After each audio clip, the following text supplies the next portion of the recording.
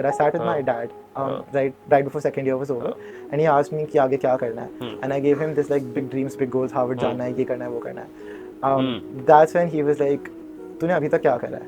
Is my question. I told him I'm like undergrad, Delhi University, couple internships here and there, and my dad was like, I would never hire you. So how are you expecting कि तुझे 12 LPA job, the one that you want, a starter job 12 LPA, I'm not gonna hire you at 30,000 per month. That was the first statement that scared me. Yes. But, okay. 2 days after that, I got the top 10% course actually. Acha. हाँ. Okay. Very interesting. I went through 20 different coachings. I took everyone's demo, took all the free material available, and it was only when I had my session with Sandeep sir. Right. I liked the way he taught. I liked the material that he offered. That's when I decided to go for top 10%. My headspace was like, see, if I want to go abroad, if I want to go for my MI, and there's 3 colleges I was targeting: INSEAD, LBS, HEC. Right. For these 3, my profile was not enough. And what would it take for me to get there? A good GMAT score. Right. Do you think getting a 99 percentile or not getting a 99 percentile could make or break your application? Completely. Yeah. My application would be broken without my GMAT score.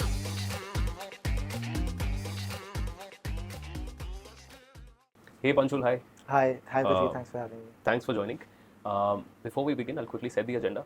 First of all, congratulations on your 99 percentile, and now you have been admitted from LBS for MIM, right? Okay. How does it feel? Insane, unreal. It hasn't hit me yet. I feel like it won't until I'm there. But when are you going? 21st of August. Acha, yes. In like 20 days. 20 almost. days, so very soon. Got it. So the agenda is that basically you've gotten a 99 percentile, which a lot of students in our system strive for, right? They're in the prep, या अभी शुरू नहीं किया है, whatever. A lot of students are in college, or right after college they've started prep, or there are working professionals with 2 years to 5 years, 7 years of work ex who are doing their preparation or want to start their preparation. You gave your GMAT while being in college. Right. Your final year was about to start. Correct. Okay. You were managing your studies and then you're preparing for the GMAT. How did it happen? How did you manage this from a college student's perspective? I timed this. So right when I was about to end my second year, I knew I have 2 months of summer break. I had done enough internships and gotten enough extracurriculars in the past that I knew I can give this time solely to my GMAT prep. I was keeping this as my strong area because of a low GPA. So I thought the 2 months when I'm free, when I have nothing to do, I kept no plans. Just practice for GMAT. So I did my basics before my summer break started, and I plan on doing practice and mocks in those 2 months. It went a little extra, but that's how. You joined the course in April, right? Correct. And then you were done by the course, I think, by July. Right. Right? August में आपका score आ गया था. Correct. Okay. Did you take the GMAT before? Was it the first time This you was took the my- GMAT? this is So the you first scored a time. 99% on the first time. Correct. Help me with your college. Which college was it? I was in Aryabhat College, South Okay. Campus, Delhi University. Okay. Your GPA? 7.2. Okay. Did you think with this sort of profile, because you didn't have work experience, an LBS was possible? No, I could not attempt it. Do you think you should give credit to GMAT? Did GMAT have a role to play? Yes, it was the biggest part, academic strengthener in my profile. Okay, we quite often say कि अगर आपकी profile में you're lacking something, it could be GPA, it could be no brand, working whatever the company brand, or college अच्छा नहीं है, tier 3 college है, tier 2 college है, GMAT can sort of compensate for that. Right. Okay, what was your intention? Why take the GMAT in the first place? What did you want to do exactly? I was very sure about a master's. I was very sure about a master's in management. So it was either a PGDM in India or an MIM abroad. An MBA was a distant dream because I did not want to work before I'm done with masters. And I weighed my options, decided to go abroad, and GMAT was the first thing to do. Okay. A lot of students right now, or people who are joining us or thinking about starting their prep and stuff, are confused कि यार MBA या masters करना है भी कि नहीं करना है, Right. पहली बात तो. और ये डिसीजन बनाने के लिए वो 6 महीने 1 साल रुके हुए हैं. You know, they want to do an MBA this year, but trust me, 80%, probably even 90%, won't even start and won't apply. Probably. They'll push it probably to the next year. Why were you so clear कि masters तो करना ही है मेरे को? It starts with what job you want. Right? पहले decide करना है life में क्या करना है, right? So you spend some time exploring, understanding, and then see what are the steps to get into the job. क्या करना था आपको? Consulting, strategic Consulting. consulting. Yes. Any specific company that you were targeting? MBBs. MBBs. Yes. Only. So you were clear कि यहाँ जाना है तो masters तो करना ही पड़ेगा. पहले 5 साल of career has to be a big 3, has to be consulting. And I knew the college I'm in right now will not give me this entry. Right? So it was either had I gotten into a great college, there are a few limited undergrad college that hire MBB. That I hired from MBB, sorry. So I knew I'll have to go for my master's if I want this career. So it starts with deciding what your end goal is, and then you take a step back, what college you need, what degree you need, and then I'll step back, what you need to get that college degree. That's where GMAT comes in. Okay.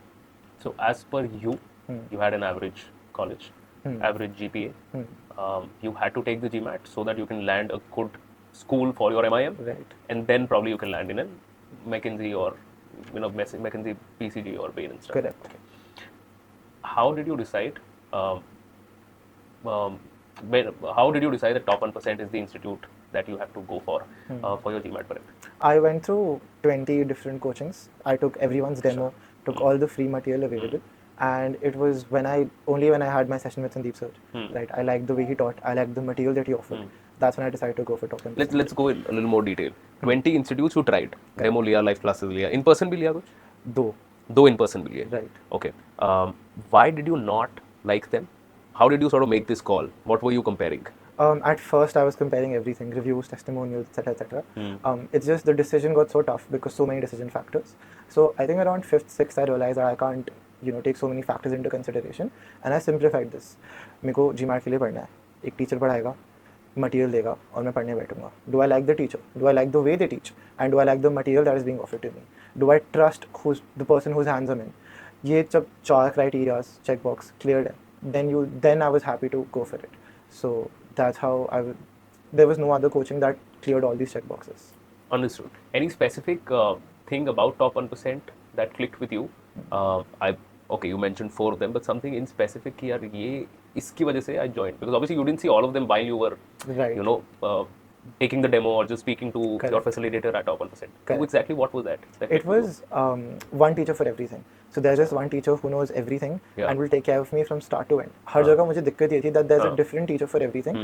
So एक चीज quants कोई अच्छी पढ़ाएगा, verbal कोई अच्छी नहीं पढ़ाएगा, right?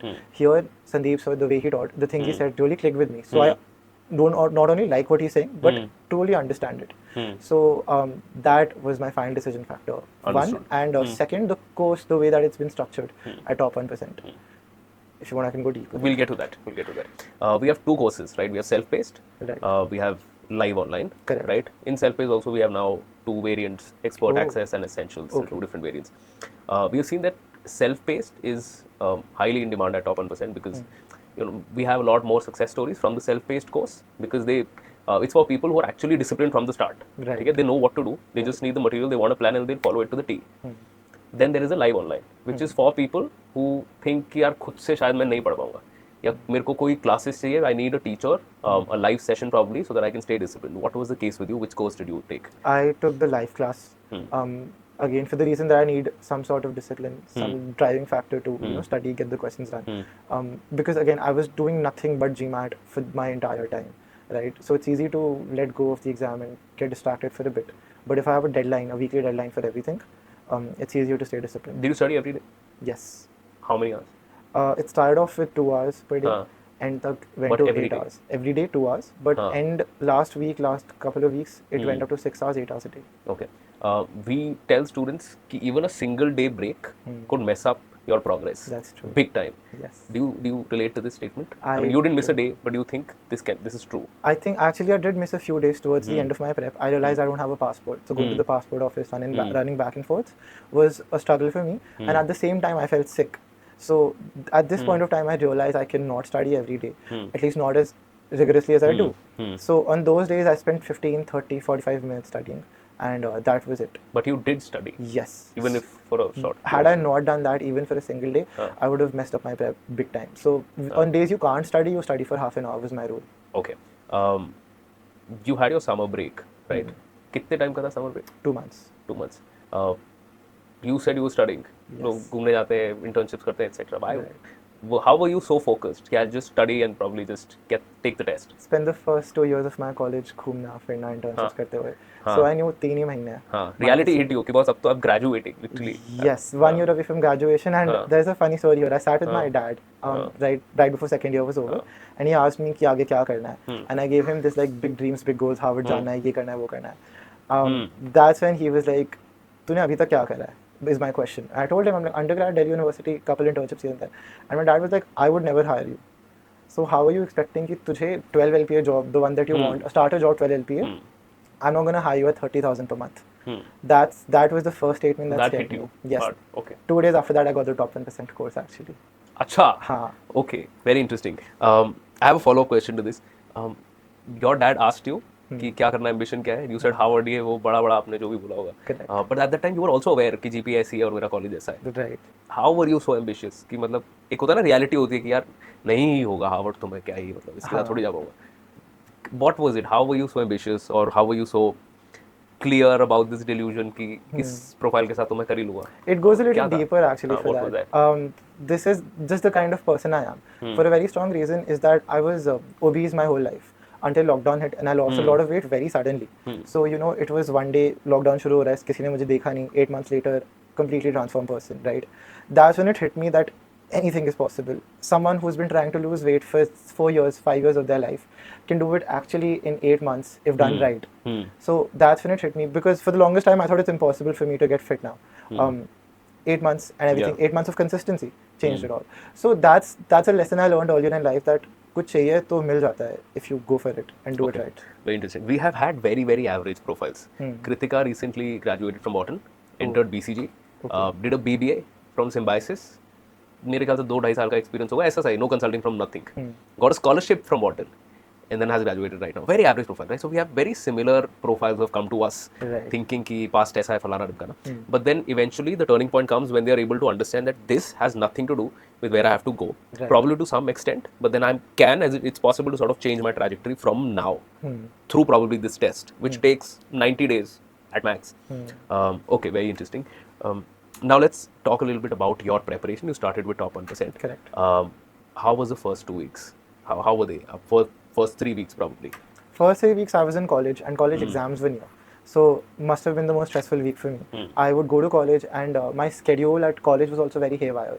So class in the morning, 3 hours of break, no class in between, and then 2 more classes. With low attendance, I can't afford to skip any. So I used to spend all my time in my library. I'd take my laptop to college, I'd sit there, study, and then attend all my classes. So first couple of weeks, I was just doing the basics. I think my facilitator had shared the quants basic with me, and later I had access to verbal. So first couple of weeks, just doing the basics, making very detailed notes for the same. Yeah, you were part of the live, right? And in the live program, we have a very specific schedule that you have to probably read this bit from this chapter and this page and then do these many questions and then this pre-work and then you show up to the session and then after the session you get some post-work. Right. Did you do all of that? All of it. To the T? To the T.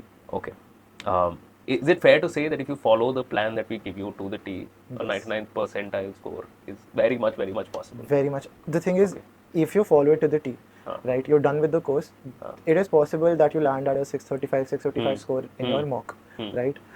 But you're at a point of time where you're so aware of your prep that you know what to do to make that jump. So the material is enough, but don't expect yourself that once you're done with the material, you'll directly get the score. Cannot expect that. But you'll have enough self-awareness to know that you can get the score. Now you know exactly what to do to get the score. Understood. People have this habit of mindlessly solving questions. They think कि जितने ज़्यादा मैं questions करूँगा, उतना वो concept clear हो जाएगा. Whereas in reality, doing even 50 questions, making sure that the accuracy is 100%. I may take the entire day to solve those 50 questions, but I give it everything to make sure that 50 questions, all the 50 are correct. Right. I think, is that an approach that you also took? Or did you have a different approach? That is the exact approach I took. I very early learned that I'm not going to get better with the more questions I do, but I get better with the more mistakes I make and the more time I spend understanding, analyzing my mistakes. That's also why my error log was built the way it was. Yeah. So, for example, initially, you know, you do CR questions, takes you 2 minutes, 3 minutes, 5 minutes to do a question. Yeah. But if you do it right, if you put your head to it, in the beginning, I spent 30 minutes per CR question. I've spent an hour doing a single RC. But it is because you're trying to understand your behavior as to how you're trying to solve it and fix that behavior, not just solve an RC and move on to the next one. Because in that case, you'll just rush through the material and not get any better. Okay. Coming to your error log. Okay, we've seen many error logs because this is a standard practice that we tell our students. One of the most important aspects of your preparation is maintaining an error log. Correct. Every student maintains it in their own way. ठीक है, कोई laptop पे बनाता है, कोई notes बनाता है sheet में, कोई सिर्फ क्वेश्चंस लिखता है जो गलत हो गए और फिर उसको रिव्यू करता है बाद में जाके, कोई कॉन्सेप्ट्स लिखता है. What made you maintain an error log like this? What made you sort of think यार इस तरीके से मैं अपना error log बनाऊंगा? It was an understanding that growth will not come through the more questions I do, but growth is going to come through the more mistakes I analyze. So the only way I can analyze those mistakes is filling those error logs, right? So the thing is, initially when you do the error logs, it feels like a waste of time. एक point of time के बाद ना you'll see growth after every single thing you fill in that sheet, right? You'll see that you're avoiding those behaviors later, and you're getting better with every mock, for example. That's when it becomes a lot more motivating to make the error log. It's just you have to sit through the slow process of filling it in the first place. Okay. How many mocks did you give roughly? Around 12 mocks. 12 mocks. TOP के आपने दिए? सारे दिए. Can you compare TOP के mocks और जो बाकी few here and there? How do you compare those? TOP mocks are very tough. My highest score was 635. On an average, I was scoring 615 on the TOP mocks. My final score was 715. So 100 mark jump from top to the actual exam. Okay. If you look at the official mocks, my final score was a 775 3 days before the exam. 60 marks down from the actual exam. Okay. We tell our students कि आप if you practice on TOP mocks, the actual test feels very easy. It does. And nothing is unusual. Right. आपको ऐसा नहीं लगेगा that you blank out हो गया या फिर कुछ कुछ समझ नहीं आ रहा है or something is unusual or this I have not studied before. Same experience? Same experience. Okay. One little minor change in mine. Data sufficiency verbal, it was introduced towards the very end. So मान लो मेरा अगले हफ्ते exam है और आज पता लग रहा है DS verbal is also coming in the exam. That was new for me. I had one DS verbal question. Do not remember what I did with it. But apart from that, everything I got a 100% percentile in quants. Yeah. I was done with quants in 25 minutes. So I had 20 minutes to go through all the questions again. And one question that I had skipped marked for review. So I went back to that one question and I still had 15 minutes. तो 15 minute बैठ के मैंने सारे 21 questions वापस देखे. बिल्कुल and में एक छोटी सी मिस्टेक मिल गई, calculation error that I fixed. That now I think had I not fixed it, maybe LBS, that 99 percentile, none of it I would have gotten. Do you think getting a 99 percentile or not getting a 99 percentile could make or break your application? Completely. Yeah. My application would be broken without my GMAT score. Acha. Did you target a 99 percentile from the start? Yes. You were very clear. I was very clear. But somebody who has a, sorry to chime in, but somebody who has a probably 7 GPA, जो thought रहता है, एक रहता है कि okay I want this, but कहीं ना कहीं एक self actualization रहती है कि यार can I get this, और my ability इतना ही है शायद. So what was your headspace like? My headspace was like, see, if I want to go abroad, if I want to go for my MIM, there's 3 colleges I was targeting: NCR, LBS, HEC. Right?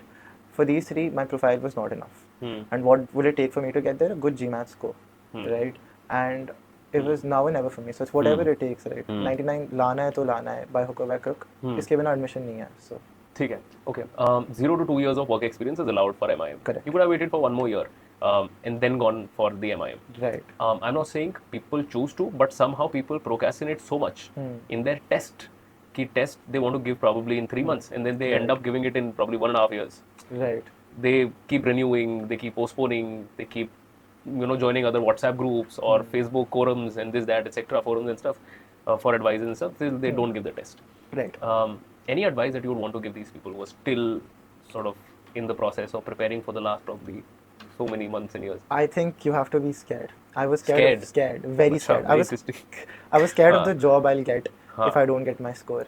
If I spent that 1 year, I knew I'm not going to get the job I want. I'm not going to spend that year being a McKinsey consultant, right, solving big ass business problems. I can't do that. So that 1 year, whatever work I do would most likely be 1 year wasted of my life, right? So I was scared of where I'll be if I don't get the score. And once you have something pushing you from the back like this, and this fear came from inside. My dad put it in me, but then this fear stayed in me in the inside. So very interesting.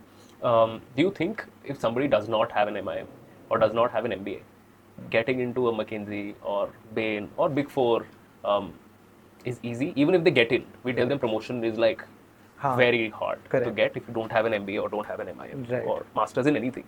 Agreed? Agreed. Okay. I've never been there, but I know that the community is very gated. So there are few undergrad colleges, if I just talk about India, that you can go through to get into an MBB, but sooner or later you'll need a master's. Did you ever feel stuck during your preparation in the sense that students reach a plateau? So they're preparing, progressing to a certain point. They might reach a 600s level, और वहाँ पे stagnation आ जाता है कुछ time के लिए, ठीक है? और एकदम से वो graph increase होता है and you're at a 715. Correct. ठीक है? So, did you experience something like this? Were you ever stuck in your preparation? I was. I hit my plateau when I took a couple of mocks. So it was actually right after the course had ended. Right. I was so used to knowing what to do next. that for about, I think, 10 days there, I was very lost. So I was studying very mindlessly, just taking mocks after Yeah. mocks and Yeah. getting nowhere. That's actually when I spent one day ignoring studies, part of it at least, and making that error log, that Excel sheet, Yeah. which tells me what to do next. Interesting. Your dad very clearly told you he wouldn't hire you. Yeah. Before you took the test and you had an LBS admit, Yeah. what was his reaction after you had the score, and what was his reaction after you got the admit? So his reaction after I got the score, he smiled and asked me, "What's next? What does this mean?" And my response was, "I don't know, because applications are in 1 month. I do not know if I can make it or not." So he was happy. Both my parents were very happy. But we were also very vigilant as to this is not the end of the journey. Yeah. After I got into London, my dad really wanted me to go to London. Yeah. So I, out of the 3 universities, I only applied to 2 because lack of time, and I got into my top choice. So it was after I got into LBS, my dad, he was in office. I called him and I was like, "Papa, वो गर्म jackets और चाहिए." And he said, "क्या हो गया?" मैंने कहा, "कहीं बाहर जाना है." He's like, "Where?" So I was like, "London जाना है."